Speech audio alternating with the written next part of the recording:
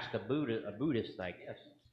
But that is interesting with how much, as Kelly said, about asceticism and depriving oneself. That the idol for Buddha has become this guy that doesn't seem to be suffering. Uh, but yeah, so which a lot of it, I mean, doesn't make sense. Um, really, none of it makes sense, and really all about self. It's turned definitely into a lot of rituals and idolatry. These offerings, these sacrifices. But again, it has nothing to do with God whatsoever. It has all to do with self and its guys' ideas and what people have turned it into. Miss Gemma?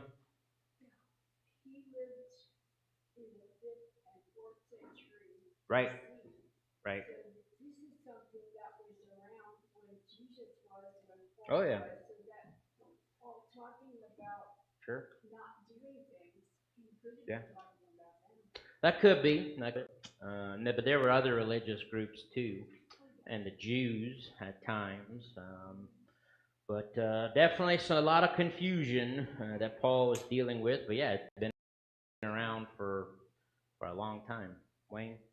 I think one thing that might be attractive about it is this idea of being at peace with all the little creatures. Don't kill Yeah. any bugs, don't kill any animals, Yeah. or a tree. And Sure. people think that's a noble idea Yeah. that you are not going to harm anybody or anything. Sure.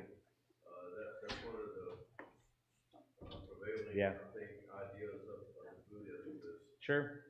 is Way being and gentle and yeah. not harming anything. Sure. We're good. Okay. Thank you. Um, yeah, Chad. I just looked it up just for fun. It says that that fat Buddha statue Yeah. is a representation of a 10th century Chinese monk nicknamed the Laughing Buddha. He's considered an incarnation of the future Buddha and symbolizes happiness, abundance, generosity, and contentment with his belly rubbed for good luck. Yeah. So that's yeah. Yeah, much better, much better. Yeah. But it is funny how it goes from what this guy started to then what they've turned it into. But anyways, all of it either way is wrong. But yeah, that's the whole Buddhist idea, finding that inner peace, finding that state of nirvana, that freeing oneself of suffering. And it's almost like, again, some of the other things we looked at, it's all in your head. So if you just get it out of your head, then everything will be okay. But anyways, all right. Other thoughts, questions on Buddhism, Kelly? Just that it 100% eliminates your care and concern for other human beings. Sure. Because, I mean, even like in this case, he leaves his family. He's happier, but what about them? Right. And sure. I mean, you're not in control of what can happen to people that you care about. So how can you find nirvana if somebody you love just run over by a Mack truck? Yeah, that's a good question. Well, and maybe that we'll see this really in Hinduism. That's maybe where they have some similarities and connections. Their view of life of people. It is missing. It is lacking. It is not what it should be. Which we're going to talk about that next. But other thoughts, questions on Buddhism? Pretty clear. All right. Well, let's go to the next one, which is what? All right, Hinduism. Now, there's a lot of similarities, again, as we've already said. He says that Buddhism and Hinduism are similar in that they both teach what? All right, man must lift himself up above the physical world. We gotta get out of this physical world. We gotta in the mind. We gotta transcend this transcendental meditation, or something we've heard of. Really, where this idea of yoga comes from. Now, so a lot of times today, yoga is just exercising but that's not really what it all started out as. And for some people, it is not just stretching and exercising. It is a true belief in this Hinduism stuff about transcending oneself and one's mind. As he says there, what is yoga? Yoga is more than exercises to promote physical fitness. It actually means being yoked with God. And keep in mind that the Hindu God is not the God of the Bible. In Hinduism, as a matter of fact, who is God? Anything and everything, and you get to be if you can learn how to transcend yourself. So anything and everything in creation, everything is God. You are even God if you can figure this stuff out. You are God when you transcend the physical, they claim. And so yoga is actually an 8-step process by which one achieves that liberation, that transcendation. It talks about steps 1 through 5 are a series of exercises that supposedly help what? Help the mind detach from the body. So you got to go through these first 5 steps, these first little exercises, and it's all an effort to detach your mind from your physical body, which then comes step 6, which is concentration, holding the mind in the center of spiritual consciousness, which then leads to step 7, which is what? Meditation, which is focusing on an object of concentration. And then finally, step 8 is absorption, in which what happens, supposedly? You attain unity with the universe, with everything around you. And so you transcend your physical self, your physical existence. And so now, as it says, you are diffused into the universe. You become, as it were, a drop of water merging into the ocean. So this whole, again, idea that it's all in your head, and all you got to do is you got to lift yourself up above your physical body, get out of yourself, and then you can transcend. You can become one with the universe. And they have steps to be able to do this, which along with that, this bottom section on page 56, Hinduism is pantheism. What is pantheism a fancy word for? Everything is God. Again, we're not talking about the God of the Bible, who alone is one God, one Lord, one Creator. Pantheism talks about everything is God. The stars are God, supposedly. The same for the clouds, the dirt, us. In essence, Hinduism devalues life to the lowest levels in which individual identity is lost, along with all the unique things that make us human. This goes to Kelly's point earlier that Hinduism is really big on this. It is very impersonal, an impersonal world, never cared about anyone. That is why concepts of love and compassion are foreign ideas to Hinduism. That's why the Hindu cultures are not known for hospitals, schools, humanitarian help, etc.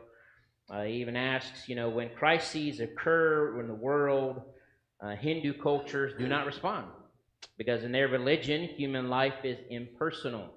And when that teaching prevails, then people don't matter as much. Kind of like, well, listen, we're all, supposed to be nothing anyway. We're all gods. We're all part of the universe, so they don't really care a whole lot about other people. Because also, this final point here on page 57 is one big thing in Hinduism is what? Reincarnation. So this is a big belief and deal in Hinduism, which doesn't make sense to me either. When actually reading this, I got kind of confused, but supposedly Hinduism teaches that your actions in life determine your fate in the next cycle of life. So, for instance, if you lived a bad life or you fail to be a good Hindu, you'd probably come back as a lower form, like what? Like a rat or a cow, which then that doesn't make sense because what do they turn around and do? cows and rats are sacred. It's like, well, if that's the lower form, why are they? I guess they think a lot of people become those things. So, yes. Michael and I were watching a documentary on India. Sure. They won't even step on bugs there because it could be an You never know. Again, I mean, yeah, this is everything is God. Any animal, any bug, anything can be a person reincarnated. That is, they have made both of those animals, cows and rats, sacred in India. As a matter of fact, he even says it is estimated that rats eat 1/4 of all the grain supply in India. And then, all of that. You could be reincarnated hundreds of times in order to try to get it right. And so, yeah, it's pretty crazy. Wayne? So if nobody is worth anything, then a cow and a rat are sacred. They're more valuable than an actual person. Oh, yeah. No wonder you're confused. It's very confusing. You were an ant.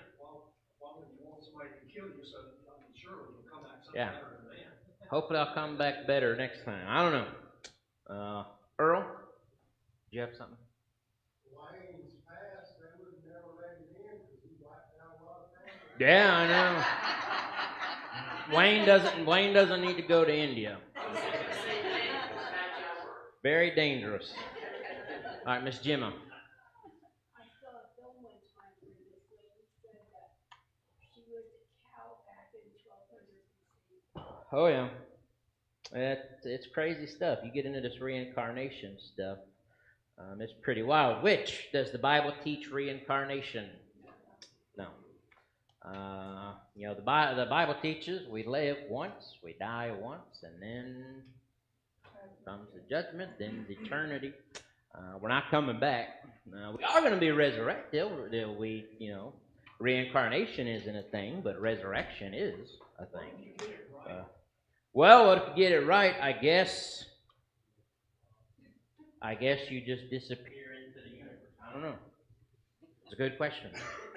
What doesn't make sense? Yeah. If you lived a bad life and you come back as a rat, Right. why are they sacred? I have no idea. Yeah, that was the confusing part. But we know, as he says in this last paragraph in that section, the fact that God is a personal God. He created us as personal beings and has personally revealed himself to us in the person of Jesus so that we can enjoy a personal relationship with him. Does away with reincarnation, not to mention that reincarnation isn't even a thing. But Jesus came and offered himself once for all. Through his life, through his sacrifice, we have hope. So again, Hinduism has nothing to do with God, Jehovah, nothing to do with Jesus, nothing to do with salvation.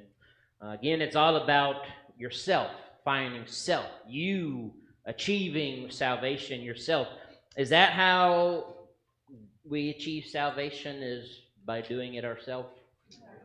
No. How many times are we told we're saved by what? By the grace of God, because God reached down to us, because God made it possible for us to be saved. So it definitely goes against the Bible. All right, here's a thought. The guy doesn't do so good, say he's reincarnated as a rat. So if the rat does real good, will he be reincarnated as somebody else? I don't know. It's so I have no idea. when you really dig into it. Guess I'd have to ask them and how all that works, but It's a really, really good rat. Yeah. So now I can be a person. I guess. All right, so that is some stuff on Hinduism, which then brings us to the last one, which is short and sweet. And interestingly enough, this third one, which is what? All right, this whole New Age thing. He actually talks about is basically tied to Hinduism. Gets a lot of its ideas and stuff from Hinduism, but it's a thing you'll maybe heard of, this whole New Age movement. idea, but it's not new at all. He says, again, its roots go back to ancient Hinduism. They teach conscious renaissance. Again, a belief that man can step out of himself and merge with the universe. They believe that both man and earth are divine, which is why proponents of this march against wearing animal fur. They provoke vegetarianism. They protest cutting down trees. It's the whole save the planet, worship Mother Earth kind of thing. Because they also have that pantheistic worldview that nature is God, just not the plants, I guess. I guess a tree is God, but you can eat vegetables. Vegetables aren't God. I don't know why that's allowed. But nature is God. Definitely, as Paul said, Romans 1, they worship the creature rather than the creator. And that is what this is all about, worshiping self, worshiping nature.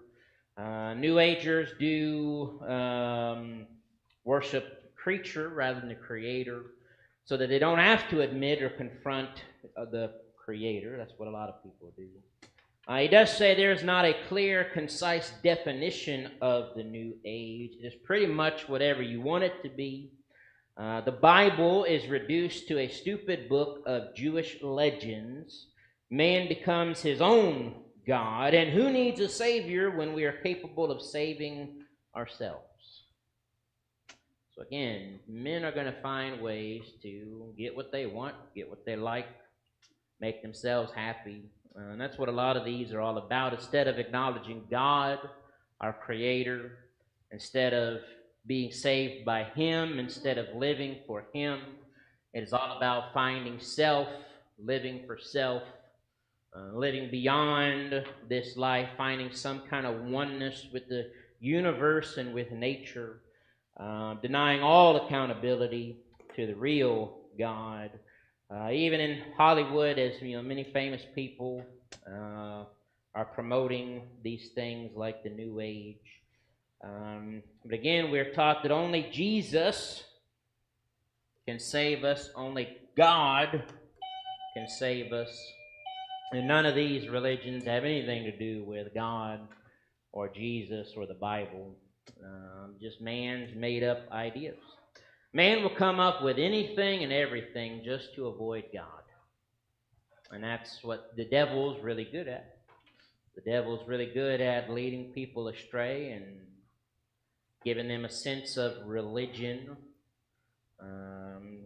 but not the truth. All right, final thoughts, questions of anything this morning? All right, Will, did you have something? Yeah, Wayne reminded me of something that happened to me quite a few years back when I was a relatively young, not apprentice, but a licensed electrician. I had to go to this place and work on their problems that they had electrically and bring it up to code and Sure. whatnot. It was a building that had 8 or 10 different religions, all incorporated. They had all their own sections where you could learn about them. You could supposedly talk to people about their, and this was in there, Buddhism, and everything, and all that stuff. Right. When I thought about that, especially being a relatively new Christian, it reminded me of what you just said about Satan can really deceive us. He can pick, we're always looking for something new. And sometimes we follow down the wrong path. We're not realizing where we're going. Sure. And even Paul saw that. Wasn't it in Corinth where they had all the gods and stuff? And in Athens. I think Athens and in Acts. Right. He was in that same circumstance that is still going on today. Oh yeah. And I think about Solomon saying, is there anything new under the sun? Nope. It's still going on. Oh yeah. Satan is still alive and well. Right. And if we let him, especially when we're, ignorant of what is happening, it's easy to get sucked down into things that Yeah, man is really good about finding the easy way. Instead of knowing God, knowing the truth, living for God and the truth, which has its difficulties. It is not easy. Even Jesus said it's the narrow way, it's the hard way, it's difficult. But some people want to go the way of least resistance, which is whatever they think, they feel, this makes me feel good. This doesn't require things of me that I don't like. And so, as Jesus himself said, many go down the broad way because it's easy. And that's where we get religiously with people, is people want the easy way, which leads them to easily give in to a lot of these things. They like these ideas. It doesn't ask too much of them. It doesn't require too much of them. And so they give in to a lot of things. We've got to make sure we don't do the same thing. All right, other thoughts, questions on anything this morning? All right, there are some questions at the end of the lesson. We already talked about what did Jeremiah say about idols? Number one. What did he say about idols? In Jeremiah, what's that? Detestable. Again, there's several scriptures to talk about this, how foolish idolatry is, and idols that can't do anything, they can't see, they can't speak, they can't save, but yet people worship them. He says idolatry is the sad end of people that reject the God of creation. So we talked about in Romans 1, where Paul talks about them worshiping the creature rather than the creator. Acts 17, I think was that one about in Athens when Paul was there and saw all the different gods, and really they were known to people. They were all about anything new, something new. They wanted to hear Paul. Paul had something new. They even, just to be safe, remember, they had an idol set up for who? The unknown God, just in case we missed one, But that's something Paul was dealing with then. Again, Eastern religions present a futile picture of man trying desperately to reach up to God. But in contrast, it is God who has reached down to us through Jesus. It's totally, totally different. The Bible does teach the discipline of meditation, but in what way? On God's Word and in prayer. We do, yeah, meditate, sure. But not like they're talking about. We need to meditate on God, on God's Word, spend time in prayer. And we already talked about reincarnation. We do try to be good stewards over everything that God has created.